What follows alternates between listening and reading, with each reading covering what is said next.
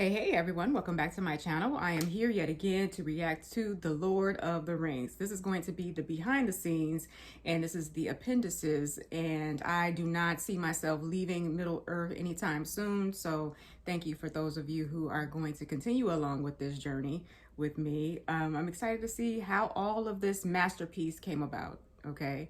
So we're just going to go ahead and get into it. I'm just going to press play. And what I'm just gonna have to break it up because it's so much, right? Even the behind the scenes is a lot of footage. So I'm just gonna break it up and try to post a new video every week until completion, okay? And this is not just behind the scenes. I'm gonna be doing behind the scenes, all the bonus content, extras, fan videos, all that kind of stuff. So every week until everything is done, okay? All right, you guys, thank you for joining me. I'm excited to get into this. Here we go. 1, 2, 3, let's flow. Hello, welcome to the appendices. As you probably know, the book The Lord of the Rings has got appendices as well, which Tolkien used to present a lot of the backstory and the origins of how he created the mythology of Middle-earth. And in a sense, our appendices are doing the same.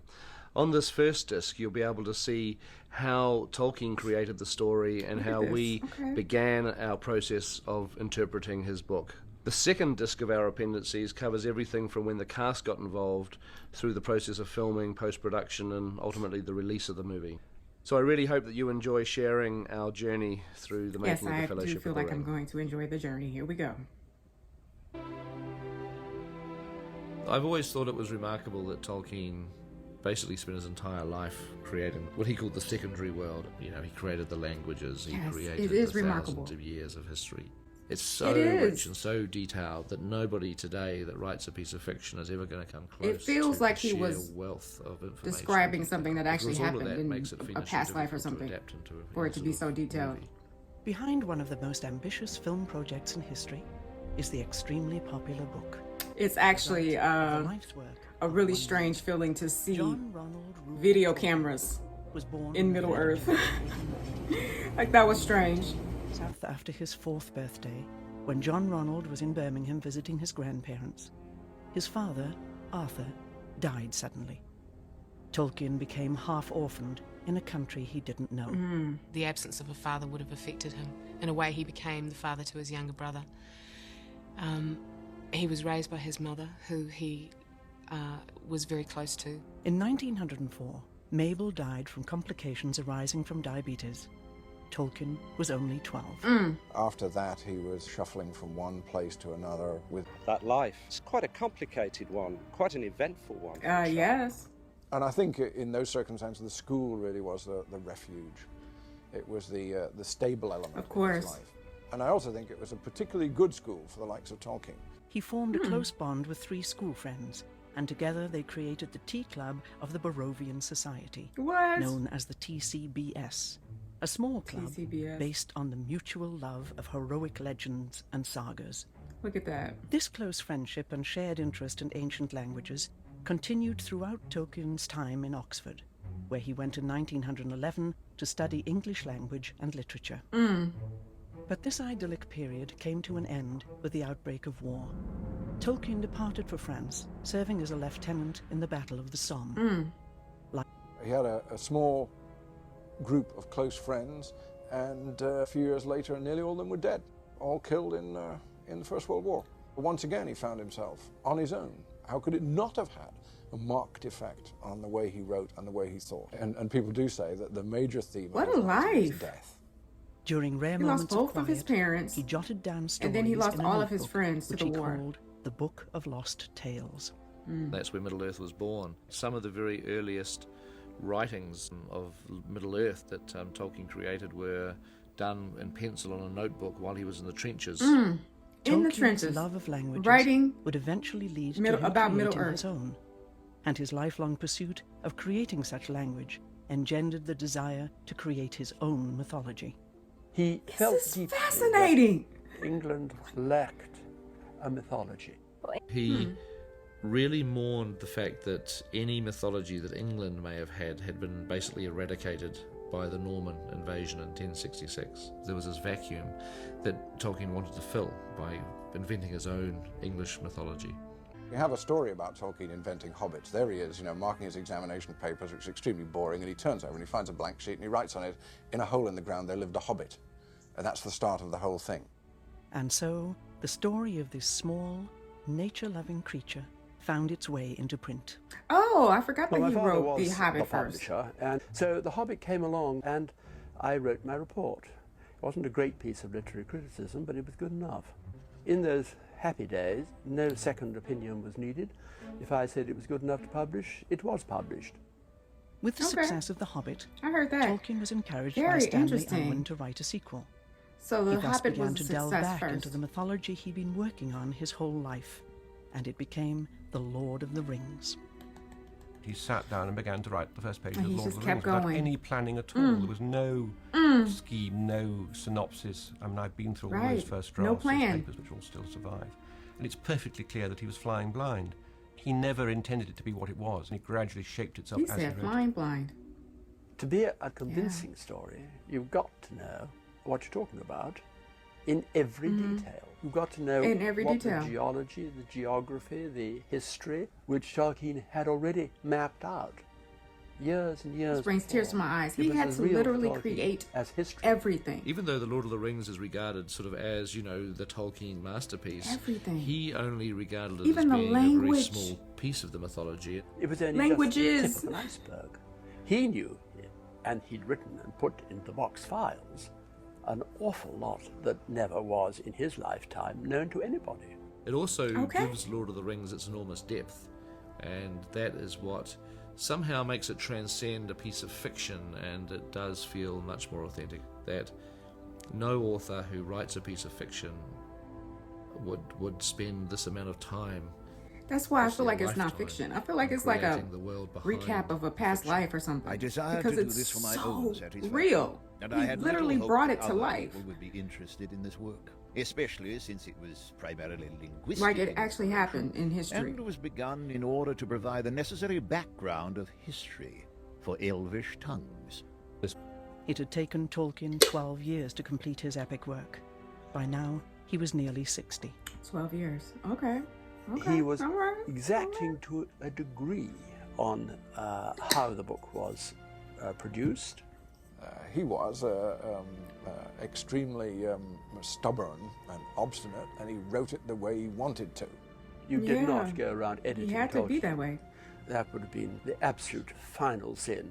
After all, he was a professor of English language and literature and knew what he was writing. In fact, by the time we got to publishing Book 3, we had increased our print number and on the way to reprinting 1 and 2. Over time, Look the at book that. increased in popularity, eventually becoming Very the 20th interesting. century's second most read book after the Bible. He was both pleased and gratified by the Bible. success, but it wasn't Wow. because of the money. He was gratified because it proved his point. And there was an element in it, I would have said, of schadenfreude. You know, they told him all his life that he was a kind of, flogging a dead horse. And it wasn't a dead horse. Yeah. It was a Derby winner. Tolkien fan Derby clubs began winner. to spring up almost as soon as the book Listen. became well known. Not quite Oh, as this when is it's published. just It was so started in the delightful. 50s, but by the 60s they were starting It to really appear. is. You began to go to the New York subway and see sort of inscriptions on the walls saying Frodo lives. And Frodo you lives. began to realize that something was happening. I mean, the And people were movement writing is letters remarkable. telling him that they had adopted the names of his characters and they were getting married in ceremonies Gandalf for based president. on the book. Did He I was just very see that? upset by this I'm because done. he was actually able to detach himself from his own invention. The phenomenon of the Lord of the Rings continues today, and its popularity can be attributed to fundamental themes of human existence. The themes of Tolkien are another way of honouring the book because, you know, as we were saying, there's so much detail that you ultimately can't recreate the world of the Lord of the Rings, you know, with everything in the books, but the thematic material is obviously I can't critically even imagine important that to translate that from the book fact to that the film, film because left out so much themes from are the ultimately books. at the heart of any book. And I'm gonna have to read the books. Tolkien's themes in particular were in his heart. There's a tendency to expect too much of Tolkien and to expect answers that he never intended to provide. And there's a simultaneous oversimplification of what he wrote. As for any inner meanings or message, it has in the intention for the author none. It is neither allegorical nor topical. I cordially dislike allegory in all its manifestations, and always have done so since I grew old and wary enough to detect its presence. I much prefer history, true or feigned, with its varied applicability to the thought and experience of readers. I think that many confuse applicability with allegory, but the one resides in the freedom of the reader, and the other in the purposed domination of the author. What he means by allegory, very good. Is that, you can have a one-to-one. It's part of his genius that he didn't write an allegorical book. That's why new generations of readers can keep on finding meaning from their own lives because of what he called applicability. The antithesis of commercial fiction, this notion of being able to go on and finding hope in hopelessness. The most poignant statements in The Lord of the Rings are the elves, for example. Finding hope in hopelessness. Fighting what Galadriel calls the long defeat. Just the behind the scenes is like taking my breath away. That they will lose. The music, the clips from the show, years, and then just all of this explanation. Fighting until they're defeated. Behind it all also is shown just by overwhelming. plodding on even when you have no hope in the affair at all. It is in the dark moment that the eye begins to see. Oh, look at you, Aragorn. You know, it's like when you reach I didn't know that's how you look. lowest point. You're so handsome. When things look bleakest, that's when you really get a wake-up call. You're handsome and Strider as well. Something is found within, you know, to deal with the situation, to at least make the effort.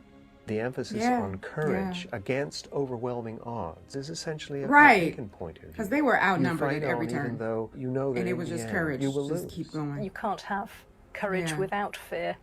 You can't be truly brave without knowing that there is something to fear. And it was so much to fear in this saga. Face it. You cannot weigh up the likelihood of your success as part of your venture.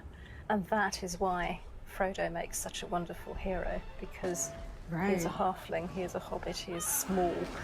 Exactly. The forces he's the underdog. Are huge. Frodo's not the only hero. And of course, without the heroism of all the people who helped him, Frodo would have failed. Our fates are all interconnected, as opposed to depending on this heroic individualism. Tolkien was profoundly pluralist. The Lord of the Rings is a multicultural and multiracial book. Against that pluralism, you have Mordor, which is one ring to rule them all. I think Tolkien himself, personally, was quite pessimistic. But I think there's hope in the You thought he was pessimistic? This is a phrase Tolkien used, interesting. by the way. Hope without guarantees. Why would you think that? A very good description of what his book offers. That's what's interesting about this story. There's no guarantee at any point of success. That's something no one can predict. You know, what will happen. Even Galadriel, when it comes to it, you know, in so many words says to Frodo, I can't tell you what's going to happen. I don't know. More so than just being a straight struggle of good and evil, it is a struggle over loving the values of your world and being prepared to fight to the death to protect them. We can never be quite sure about the ring, which I think is entirely appropriate to the story. Right at the start, Gandalf asks Frodo to hand him the ring, and when Frodo passes it over, it feels very heavy, as if either Frodo or the ring itself was reluctant to pass it over. Right, I think it's Now, both. which was it? Was it Frodo or was it the ring? You must take it. You cannot offer me this ring. Look at I'm that. giving it to you. Don't Right. tempt me, Frodo. I dare not take it. Yeah. Not even to keep it safe. Right. Nobody I remember being like, I don't know about Gandalf, in leaving everybody's Gandalf with the heart, ring. You which know? is the start of the wraithing process. So the ring works both ways. In some ways it's an external power, which is frightening and aggressive and which you've got to resist. In some ways it's a sort of psychic amplifier which brings out what your own problems and weaknesses are. He had a real problem with technology. He described once that the most evil creation ever visited on mankind was the internal combustion engine. Oh, really? Technology is very You thought the powerful, internal very combustion seductive, engine was evil? very addictive. The whole of society becomes incredibly dependent on technology, so that when something does go wrong, it goes very wrong. It goes very wrong. That is the truth. Tolkien had a respect for the earth that was profound. The thing about Middle-earth in Lord of the Rings is it's like a character in itself, with autonomy and subjectivity, and that's a profoundly ecological point of view. He did not agree at all with this view that nature is simply a passive set of resources for us to use as we will. Right. During his lifetime, nature is alive. You had continuing urban expansion. You had urban creep. The city was going through enormous changes. It was gradually becoming the city of a million people. my goodness. He could see the city creeping up the hill.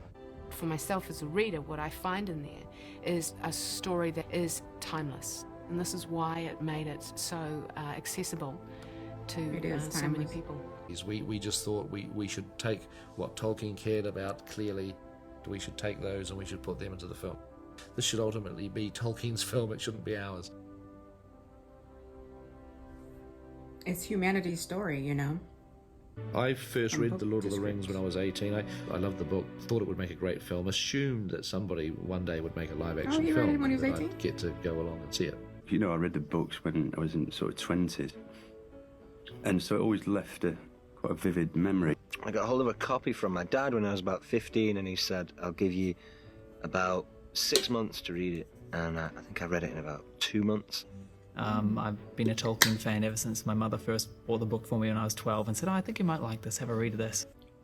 Listen, just the idea of reading it first and copy of The Lord of the Rings that I ever owned was the paperback not edition even having an inkling that it would become a movie, and it's like it just relies on just your imagination. Galloping out of Bree was the image. I remember it really clearly. I've probably still got the book somewhere. Just wonderful. Virtually everyone in a significant position on the movie knew the books inside out, had been obsessed with them for years. The first thing that Fran and I did was to take the 3 books of the Lord of the Rings. That you would just read it over and over and over again. To break it down into what turned out to be a 90-page treatment. I read that in the middle of 97 and immediately was stunned that they'd actually managed to. There was Lord of the Rings. Essentially Lord of the Rings. I didn't know she was a co-writer. So I became a believer. It was our first pass at really cracking the code of the Lord of the Rings, is the way that I sort of think of it. As basically, yeah, you did. You know, saying, well, the book is a great book, the story is a great story, the characters are great, but it's unfilmable, and it is unfilmable. If you were to just shoot the book page by page, scene by scene, it would just be a mess. Yeah. Here you've got a book it's a book that took the author 15 years to write. This is a challenging book to try and put on right. film. Okay. You know, I always find that literal adaptations don't like work. they I think was up you've for got the to, challenge. Like that is what amazing. You think is essential to the book, and make your movie of that. Miramax, of course, were the first people to finance Lord of the Rings, and sort of towards the end there, Miramax was starting to say, "Well, we really feel like we want to do it in one film." And Peter said, "There's no way I can tell this in one movie and do it any justice, so I can't do that." And luckily, Miramax was like, "Hey, okay, fair enough. Well, you can go ahead and see if anybody else is interested." We had one chance of why would that be a thought in your head? And I said, we've got to somehow convince somebody to make 2 Lord of the Rings films. We've got 4 weeks to do it. Called upon his old friend Mark Gordesky, who was an executive at New Line, and Mark set up a meeting with Bob Shea. Bob looked at Peter and said, "Now, Peter, why would anybody in their right mind make 2 movies?" Which shattered them both, because they didn't quite know what he meant. He said, "This is 3 films." Okay, good. Yeah, it's 3 films. Well, thank you. Thank God for that decision. Thank God. Once New Line were on board, we had to... I'm right there with them. Like, basically come take out on. 2 Can you scripts that imagine? we'd written for Miramax, and we had to now reorganize these into 3 different movies. Yeah. And that really involved a total restructuring page 1 rewrite, basically. That would make sense. Philippa Boyens. She's one of those people that had read Lord of the Rings like once a year, every year, since she was 16 years old, and knew everything about Lord of the Rings. Was a part of this project. Fran then taking it to Peter and reshaping, and often we'd come to bits where we knew there was action involved, so we'd just go, you know, they fight, and it turns into 20 minutes of the finished film. Right. Okay. Because you just knew Peter was going to come along goodness, I am loving this. And do it brilliantly. And they go... And the reverse, I have to say, is true. Peter did that with the kissing. He would just say, he'd just hand it over to us and say, well, that's your department. There are probably some times when it was a bit of 2 against 1, when it was actually Philippa and Fran, you know, going against Peter, and you know, he's like the only guy with these 2 women sort of pounding away on these issues. It tends to be me on the laptop because I'm the fastest typist. I'm sorry, guys, but I am. The script was literally being rewritten, I'm not exaggerating, every single day that makes of the week sense. for the entire 15-month shoot. Yeah. I would get pages faxed to me several times a week. We were constantly updating them. We'd go around and kind of chat through what that scene's about, and through that, a lot of the script kind of morphed into something else, you know. Pete and Fran and Philippa. That's very interesting that the script evolved every single day. It changed and every said, single day. Write down anything that you are doing that is making you laugh. I can remember going out to dinner one night and Philippa and I sitting at the end just dreaming, and her asking for a napkin or a matchbook from the restaurant just to write it all down Look on, at because that. it was, you know, beautiful stuff what we were coming up Right. Sometimes you would start a scene one day. I didn't know that actors were involved in helping to And create under your it, door too, at night, they would come based up a off of few their rewrites characters. through. Wonderful. When I say a few rewrites through, I have this is Gimli? 2 file boxes that big, filled with rewrites. Look at that. I have to tell you, some are still in the envelopes unopened. Wow. The actors who were now starting to own their characters were, you know, firing ideas to us, Right. which, you know, I mean, some of them are good and some of them aren't, but you certainly gratefully accept the good ideas, you know, and It made for a degree of sort of controlled chaos. The artistic result was terrific. Okay. the scenes that have been hardest to translate from the book into the film are actually the exposition scenes, and by that I mean scenes that have to explain a lot of detail about the plot. Early on in the development of the Fellowship of the Ring. And we want to track the journey of the ring to being lost. And you can't do it in more than 4 pages. And so that's what I did. I sat down and I thought about it. And that's where history became legend, legend became myth, and some things that should not have been forgotten were lost. That's where they came from. That survived, actually. They rang me back, and they were great. Genius. They just said, Genius. "We can't believe you just did that." Yeah. There are lots of yeah. things in these I can't believe it either. Listen, there's so much to be said for the fact, the way that they handled this, you know, because the books is like a very daunting project to and they add a lot to it. take A lot of people on. began to complain about the And absence then of Tom they were Bombadil. able to take it and put it on screen in such a miraculous way too. So the hand of God has been in every single segment of this production, right? Has to go to Mordor Because and my Short goodness. So One of the hardest characters to come to grips with initially was the character of Arwen. she has a very small part to play in the books, and in order to make her a character with some weight, we have had to create more material for Arwen. We went to the appendix and wanted to draw on the appendix and the story between Aragorn and Arwen and her choices. You know, the song about Beren, the mortal man, and Luthien, the elf maiden, which was a story that is mirrored in the relationship between Aragorn, mortal man, and Arwen, immortal elf maiden.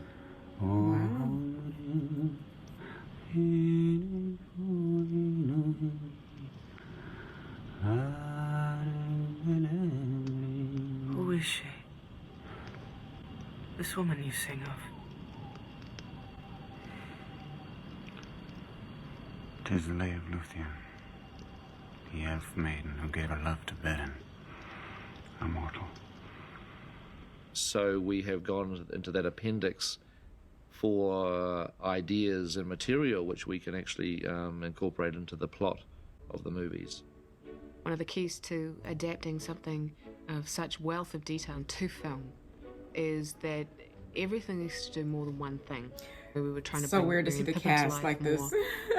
talking about You ideas know? to do that, and I just said, well, Watching the Pippin clips and steal because a- I forget because it's firework and light they become the characters. even though I knew it wasn't in the book, I just felt that you need the energy at that point. You need because it wasn't this is in a the book. party. I loved it. I love that. You want to see some lightness and fun at the front of this movie I loved because it. it gets very dark. And you're looking for something unexpected. You're introducing two main characters. You're saying something about them. You're also referencing an event that actually does take place in the book, which is that Gandalf has a firework which becomes Smaug, the dragon. And one of the primary things it needs to do is reveal character. Great job. We tried to do this with Gandalf. Gandalf tells an awful lot of exposition in Bag End, but we also wanted it to reveal something of Gandalf's character, so that it's not just telling the audience the plot, it's also telling the audience that Gandalf may have made a mistake, that this is weighing heavily on him. A sense of foreboding starts creeping into the film. Yeah, I definitely felt that. Some form of Elvish. I can't read it.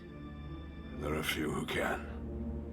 We waste a lot of time trying to bring so much of the world to life, trying to explain some of the cultures such as dwarves. And what we discovered is if you want to explain to an audience about the culture of dwarves, you cast John Rhys Davies as the dwarf, and he'll tell you, he'll show you, he'll bring that culture to life for you. We could pass through the mines of Moria. My cousin Balin would give us a royal welcome. Scenes like the Council of Elrond at Rivendell have been fiendishly difficult to turn into cinema because it is a group of people sitting around talking about the plot. I looked at the script page and I knew that if we shot it as it was written, it would be 30, 40 minutes long. And you just, it's just like, couldn't do it. I think we approached Rivendell from every different direction you could possibly do. It's a scene that needs to get the Fellowship together to establish the ring needs to be destroyed and to establish the danger of this ring, as well as allow for that moment when Frodo decides to take the ring. I will take it. I will take the ring to Mordor. Little Frodo, what we knew I will right take from the the ring. word go was that the ring, as the source of evil, had to be somehow animated to almost become a character in the movie in and of itself. It ends up having very good job personal at relationships. It has a relationship with Frodo, has an intense relationship with Gollum, has a powerful relationship with Gandalf and Galadriel. This ring is evil, a presence right within the Fellowship. We'll take the ring. Too much power. Peter and Fran are a great team. Oh my goodness, I'm just together. so They actually immersed in they this. live and breathe the just project, like and they managed to keep a family life together quite successfully. Everybody was respectful of Tolkien and mindful of the novel and had the novel in hand, physically. It was with us. Even at the end, the last day, you'd see copies laying around the set. We were incredibly lucky to have that as source material, that as reference material, that kind of Bible to keep turning back to. Ian McKellen was there, and he had the book in his hand. And he came up to me, and he was like, remember, Sam grabs Frodo's hand. The fans will be looking for that. And I was like, right. Oh, great. Thank you, Ian. Sam must hardly lift your side. They'll be looking for that. I heard all of that. I mean, there are things that sort of happened that I don't think were even within Peter's control that ended up changing the film and making it was out of control. More like the book. Yeah, I'm sure. It's almost like it was meant to be. It was just literally evolving every day on its own. It was plot, magical, the way it all came together. We're changing some events, we're changing characters, we're losing characters, while we're doing all the normal stuff that you have to do to adapt a book. It's just mind-blowing. We did want to be as accurate as possible into putting his thematic material into the film. Yeah. When you're doing 3 films back to back, the danger of the train derailing was huge. We knew we had to plan these movies as detailed as we possibly could, because there'd be very little room for error. When Peter set out to start designing the film, he basically pre-visualized every shot. Sometimes with a high level of detail, sometimes just as a sketch. Every shot. It's to give everyone, including Peter, a good feel as to, okay, this is what the flavour of the film is. We knew we had to run a very tight ship, as it were, so that when we started shooting, we knew we'd get tired, we knew we'd get exhausted, that all sorts of pressures would descend on us, and we just had to have a great I looked at that, I was a plan doll. to be able to get us through each day. And he ended up storyboarding all the films, you know, basically every frame we see in these films had already been storyboarded by Peter. The storyboarding process was the most basic form of pre-visualizing the film. But we don't get any feel for how fast those characters, it's all in the moment, are, or actually even the logistics. Christian storyboarded most of the films that I made. I first met him when he was like a 17-year-old school kid. When I'm storyboarding with Peter, I think I've got the luckiest job on the planet. So you get up. Yeah, you did have the luckiest job on the planet. The horses. We started storyboarding as we were writing the script, so we didn't even wait for the script to be finished. It's his way of checking that the ideas that he has for telling the story are going to work. You know, I get to make the movie at a really, really low cost for the price of a few pencils and some paper. But it effectively has put me through the process of making the film. Not only doing the storyboards, but then having them shaded and then photographing them as an animatic. We had made what we called an animatic, which was basically videotaping each frame of the storyboards. It's basically a little black and white 2D drawing version of the film itself. Very clever. Got some local New Zealand actors. You got to get it out of your head, you know. You have to put it down on something. There was 5 or 6 form. actors, and they had read through the script in a recording studio, playing the different characters. You're seeing the storyboards as they pace in the film, as you want them to pace in the film. And so you get a feeling for the progression of story and the pacing of the storytelling.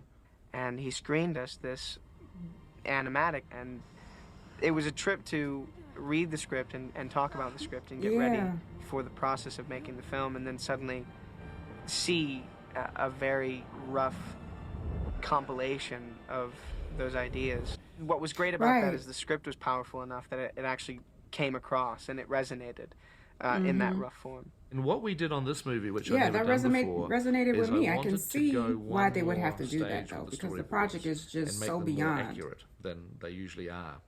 And we'd have it hooked up to a video monitor that I'd have a freeze frame function on. Did I say this was breathtaking? I'm pretty sure I have, because sometimes you just sit there and you'd see him sort of, just. Yes, this is how it all came about.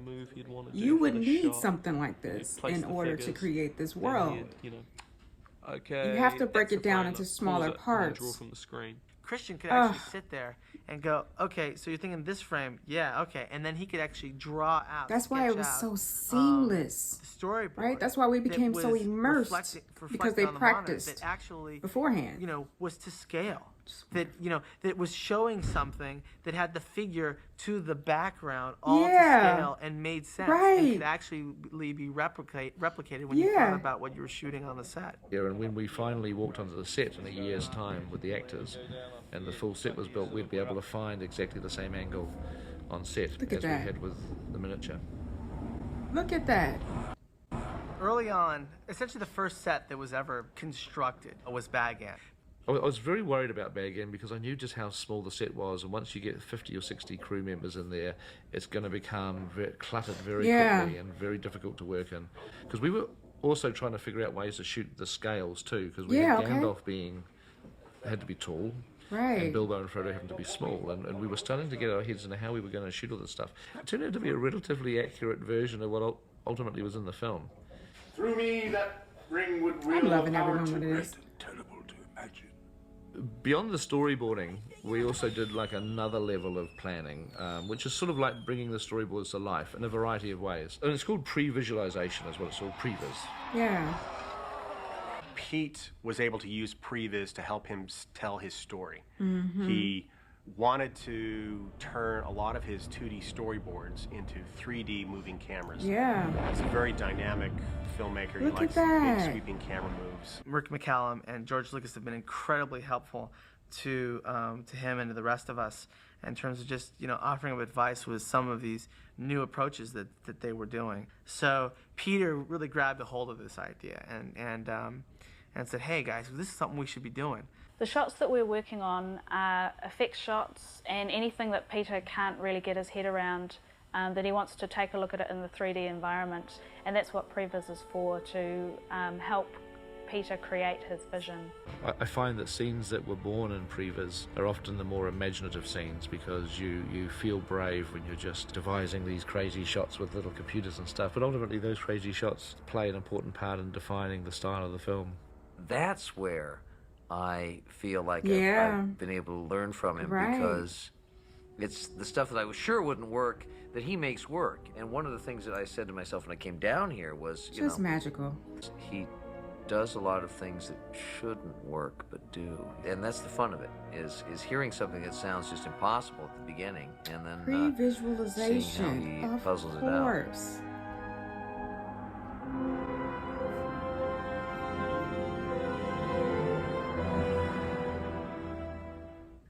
Okay, so I'm gonna pause it right there. But I am loving every minute of this. You know, it is, I wasn't expecting the behind the scenes to make me still feel like I was in Middle Earth. Just like I wasn't expecting The Hobbit to make me feel like I was still in Middle Earth. And the reason is because the soundtrack, you know, they still have all of the music, and then they are putting in clips of the Lord of the Rings. And then, of course, you know, we got the behind the scenes, we got the set design, we got everything. So it's like I'm still haven't skipped a beat, right? So I'm loving every moment of this. Any other suggestions you have, I'm going to finish this behind the scenes, the appendices, and move on to, I do have a video where people have actually put their suggestions in. So I'm just going to keep this going because I'm loving every moment of this, okay? All right, you guys, thank you for joining me. Until next time, let's flow.